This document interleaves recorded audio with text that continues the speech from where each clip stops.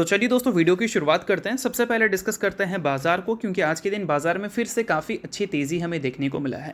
Nifty को देखोगे तो 0.8% की तेज़ी निफ्टी में देखने को मिली है। पॉइंट वाइज 200 पॉइंट तक की तेज़ी हमें निफ्टी 50 में देखने को मिला है। एक टाइम पे तेज़ी का नंबर 1% से ज़्यादा का था, लास्ट मोमेंट पे कुछ प्रॉफिट बुकिंग दिखा, इस वजह से 0.8% पे निफ्टी क्लोज हुई है। अदरवाइज 1% से ज़्यादा की तेज़ी हमें देखने को मिल सकती थी। अब निफ्टी की कंपनीज की बात करें तो निफ्टी की 50 कंपनी में से 35 कंपनी आज के दिन आपको पॉजिटिव दिखी है, बाकी 15 कंपनी आपको नेगेटिव दिखी है। और निफ्टी के मेजर इंडेक्सेस की बात करें लाइक नेक्स्ट 50, तो वहाँ पर लगभग 1% की तेज़ी है। मेजर सेक्टर इंडेक्स की बात करें जिसमें बैंकिंग सेक्टर का सबसे ज़्यादा वेटेज है, और बैंकिंग सेक्टर आज के दिन 0.8% पॉजिटिव दिखा है। फाइनेंशियल सर्विसेज वाला सेक्टर 0.79%। उसके अलावा अगर हम बात करें ऑटो सेक्टर की, तो वहाँ पर काफ़ी अच्छी तेज़ी दिखी है, लगभग 2% की तेज़ी है। आईटी सेक्टर आज के दिन लीडर रहा है, 2.78% की तेज़ी है। खैर उससे ज़्यादा हमें मेटल में देखने को मिला है, 3.35% की तेज़ी, बट आईटी का वेटेज मेटल से ज़्यादा है, इस वजह से आईटी को मैं लीडर बोल रहा हूँ। अब देखो बाजार में इतना अच्छा जो परफॉर्मेंस आपको देखने को मिला है, इस परफॉर्मेंस के अगर हम रीजंस की बात करें तो रीज़न हम ऐसा नहीं बोल सकते कि कोई स्पेशल रीज़न है उस कारण आपको बाजार में तेज़ी दिखी है। अभी रिसेंट में क्या हुआ है कि जो ग्लोबल सिनेरियोज थी वो थोड़ी सी कूल डाउन हुई है। कूल डाउन मतलब अभी भी वॉर कंटिन्यू है, बट अब वॉर से रिलेटेड जितनी भी चीज़ें हैं वो सभी चीज़ें प्राइस्ड इन हो चुकी हैं। और मार्केट में काफ़ी अच्छी खासी गिरावट जो हुई थी वो वॉर की वजह से नहीं, क्रूड ऑयल के बढ़ते प्राइजेस की वजह से हुआ था। और पिछले 3 ट्रेडिंग सेशन में अगर देखोगे तो क्रूड ऑयल का प्राइस एक जगह पे आपको स्टेबल दिख रहा है, $100 के ऊपर ही है। बट इंडिया ने जो कमिटमेंट कर रखा था कि $130 के ऊपर क्रूड ऑयल का प्राइस आएगा तब हम पेट्रोल एंड डीजल के प्राइसेस को बढ़ाएंगे, अभी 130 से काफ़ी नीचे है। तो इसका मतलब ये है कि इंडिया में इन्फ्लेशन बढ़ने का खतरा थोड़ा कम है। एलपीजी की वजह से खतरा डेफिनेटली है, बट पेट्रोल की वजह से जो मैसिव इम्पैक्ट आ सकती थी वो इम्पैक्ट हमें देखने को नहीं मिलेगा। तो इस कारण कहीं ना कहीं बाजार में थोड़ी सी रिकवरी आपको दिख रही है। बाकी अगर हम हेवी वेटेज सेक्टर की बात करें like IT sector, banking sector, तो पिछले 2-3 ट्रेडिंग सेशन में इनका परफॉर्मेंस काफ़ी सही दिखा है, इस कारण पूरे बाजार को वो अपलिफ्ट की है। और उसके अलावा दोस्तों अगर हम बात करें बाजार में एक और रीज़न के बारे में, तो वो रीज़न ये है कि पिछले हफ्ते और पिछले 1 महीने में बाजार में वन साइडेड फॉल दिखा है। अब ऐसे टाइम पे क्या है कि मल्टीपल लोग इसको अपॉर्चुनिटी की तरह भी देखेंगे, और इस कारण भी आपको बाइंग इंटरेस्ट आता हुआ दिखेगा, और बाजार में एक बाइंग तगड़ी होती हुई दिखेगी, जिस कारण भी ऐसी तेज़ी आपको देखने को मिलती है।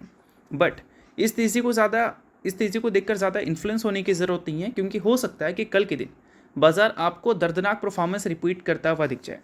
क्योंकि गिफ्ट निफ्टी अभी आपको 1.1% नेगेटिव दिख रही है, और गिफ्ट निफ्टी नेगेटिव तो है, इसका कारण मैं बताऊंगा आपको। बट गिफ्ट निफ्टी के साथ अगर हम डो जोन्स फ्यूचर्स की बात करें तो वहाँ पर भी कुछ खास अच्छी परफॉर्मेंस नहीं है। डो जोन्स फ्यूचर्स अभी आपको 0.24% नीचे देखने को मिल रहा है।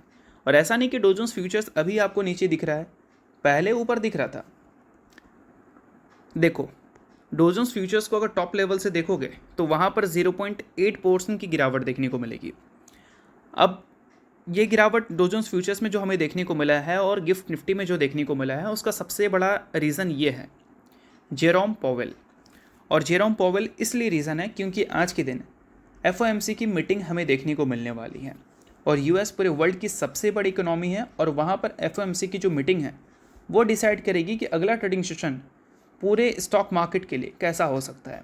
अब मैं किसी एक देश के स्टॉक मार्केट की बात नहीं कर रहा हूँ, पूरे वर्ल्ड की बात हो रही है यहाँ पर, क्योंकि एफओएमसी की मीटिंग में जो रेट कट्स और रेट अनचेंज और रेट हाइक्स, ये सारी चीज़ें जो डिसाइड होंगी उसके बेसिस पे ही अब बाज़ार आपको रिएक्ट करता हुआ दिखेगा। तो बाज़ार की एक्सपेक्टेशंस क्या है। अब दोस्तों वीडियो में आगे बढ़ने से पहले बात कर लेते हैं सेबी रजिस्टर्ड टेलीग्राम चैनल के बारे में। यहाँ पर कई सारी चीज़ें आपके लिए काफ़ी ज़्यादा यूज़फुल रहती है, तो अगर आपने अभी तक चैनल को ज्वाइन नहीं किया है तो वेट मत करो, अब फटाफट जाकर चैनल को ज्वाइन कर लो, लिंक आपको डिस्क्रिप्शन में दिख जाएगा। ज्वाइन करने का सबसे बड़ा बेनिफिट ये है कि मार्केट खुलने से पहले मार्केट से रिलेटेड क्या ऐसी इंपॉर्टेंट न्यूज़ है, यानी कि प्री मार्केट न्यूज़, वो सारी चीज़ें आपको यहाँ पर अपडेटेड देखने को मिल जाती है, जिसको आप चेकआउट कर ये आइडिया लगा सकते हैं कि मार्केट का बिहेवियर कैसा रह सकता है। और इसके अलावा दोस्तों मल्टीपल कंपनीज़ में रिसेंट टाइम में मार्केट वॉलेटिलिटी की वजह से काफ़ी भयंकर फॉल देखने को मिला है, तो उन सारी कंपनी के टेक्निकल्स को भी प्रॉपर एनालिसिस कर यहाँ पर अपडेट किया गया है, जिसको भी आप चाहो तो चेकआउट कर सकते हो बिल्कुल फ्री में। तो लिंक डिस्क्रिप्शन में है चैनल का, लिंक के थ्रू जाकर चैनल को बिल्कुल आप फ्री में ज्वाइन कर लो। देखो दोस्तों लास्ट टाइम जब फेडरल रिजर्व की मीटिंग हुई थी तो वहाँ पर रेट्स को लेकर एक्सपेक्टेशन जो थी वो 3.75% की थी, और उससे पहले जो रेट था वो 3.75% ही था, यानी कि एक्सपेक्टेशन था रेट अनचेंज होगा, और एक्चुअल में जो रिपोर्ट हुआ वो भी 3.75% हुआ, यानी कि रेट अनचेंज ही रहा।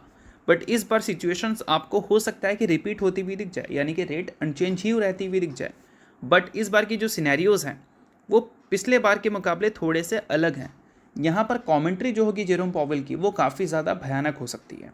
वो क्यों, वो मैं आपको बताता हूँ। देखो, अभी भी मार्केट क्या उम्मीद कर रही है? मार्केट वही उम्मीद कर रही है कि जो रेट है वो मेंटेन रह सकता है मार्च के महीने में जो एफओएमसी की मीटिंग के आउटकम्स आएंगे उसमें। बट इस बार कमेंट्री भयानक इसलिए हो सकता है क्योंकि भी हाल ही में यूएस का अनएम्प्लॉयमेंट डेटा हमें देखने को मिला था, जहां पर उम्मीद क्या था बाजार का, 50 से 60 हज़ार जॉब लगेंगे, अनएम्प्लॉयमेंट रेट गिरेगा। बट ऐसा कुछ भी नहीं हुआ, उल्टा 92,000 जॉब, 92,000 जॉब्स बोल सकते हैं चला गया। और इस कारण क्या है, अनएम्प्लॉयमेंट रेट एक्सपेक्टेशन से ज़्यादा हमें देखने को मिले। और ऐसे सिनेरियोज़ जो हमें देखने को मिले हैं, ऐसे टाइम पे अगर रेट हाइक्स होता है तो अनएम्प्लॉयमेंट रेट और भी ज़्यादा बढ़ने का खतरा है। और रेट हाइक्स क्यों हो सकता है? क्योंकि क्रूड ऑयल के प्राइसेस अगर बढ़ रहे हैं तो इससे इन्फ्लेशन बढ़ने का डर है। इन्फ्लेशन बढ़ने का डर है तो रेट हाइक्स तो करना ही पड़ेगा इन्फ्लेशन को कंट्रोल करने के लिए, जिससे अनएम्प्लॉयमेंट रेट और भी ज़्यादा बढ़ेगा। देश की जीडीपी में ग्रोथ हमें ना के बराबर देखने को मिल सकती है। और वही अगर रेट कट्स होता है तो यहाँ पर इन्फ्लेशन को फिर जेरोम पॉवेल कंट्रोल नहीं कर पाएंगे। रेट कट क्यों कर सकते हैं वो? क्योंकि देश की जीडीपी में ग्रोथ देखने को मिले, कंपनीज़ को लोन अगर सस्ता मिलेगा तो ऑब्वियस ये बात है कि वो एक्सपेंशन पे ध्यान देंगे, एक्सपेंशन पे ध्यान देंगे तो वो जॉब्स देंगे और इससे अनएम्प्लॉयमेंट रेट गिरेगा। बट अगर इन्फ्लेशन बढ़ता है तो ऐसे टाइम पे रेट कट करना काफ़ी ज़्यादा मुश्किल होगा इनके लिए। और इस चीज़ को देखते हुए जेरोम पॉवेल भले आपको रेट अनचेंज रखते हुए नज़र आ जाए, बट उनकी जो कमेंट्री है वो थोड़ी सी भयानक हो सकती है जहाँ तक मुझे लगता है। बाकी इसी चीज़ को देखकर बाजार गिरी है मेरे हिसाब से। बाकी अगर कुछ और चीज़ होगी वो मैं आपको टेलीग्राम पे अपडेट कर दूंगा। बाकी इसके अलावा दोस्तों अगर हम बात करें क्रूड ऑयल के बारे में, तो ब्रेंट क्रूड ऑयल अभी भी आपको स्टेबल ही देखने को मिल रहा है $100 के आसपास, स्टिल $100 के ऊपर है। $100 के नीचे अगर आता है तो काफ़ी अच्छी बात होगी। बट ब्रेंट क्रूड ऑयल अभी $100 के ऊपर $105 पर बैरल पे दिख रहा है। और आज के दिन 2.36% की तेज़ी क्रूड ऑयल में हमें देखने को मिल रही है। बट क्रूड ऑयल अभी इसलिए स्टेबल दिख रहा है क्योंकि जो स्ट्रेट ऑफ हॉर्मस की टेंशन थी वो कहीं ना कहीं पहले के मुकाबले थोड़ी सी कम हो गई है, यानी कि सप्लाई इश्यूज पहले जैसे हमें देखने को नहीं मिलेंगे। इस कारण क्रूड ऑयल का जो प्राइस है वो कहीं ना कहीं थोड़ा स्टेबल ज़रूर हुआ है। अभी देखो, ईरान ने फ़िलहाल डिसाइड किया है कि वो अलाउ करेंगे limited number of neutral vessels जो कि यहाँ से पास कर सकते हैं। रिसेंटली उन्होंने कई सारे वेसल्स को अलाउ किया है, जिसमें एक इंडिया का भी वेसल था, एलपीजी टैंकर उन्होंने अलाउ किया था, और 2 टैंकर एलपीजी का इंडिया भी आया था। तो ये सारी चीज़ें कहीं ना कहीं बाज़ार को अपलिफ्ट कर रही है। बट जो मैंने बताया बाज़ार से रिलेटेड अभी के टाइम पे सबसे शॉकिंग चीज़ें वो आपको सिर्फ ध्यान रखनी है। बाकी अगर आप उन सारी चीज़ों पे ध्यान रखोगे तो बाज़ार में अप्स एंड डाउन कितना भी आपको देखने को मिले, आपको उसके बारे में पहले से आइडिया होगा। तो दोस्तों ये वीडियो यहीं तक था। होप करता हूँ ये वीडियो आपको अच्छा लगा होगा। और लाइक कीजिए, पहली बार सब्सक्राइब कीजिए। वीडियो के लिए बहुत बहुत शुक्रिया।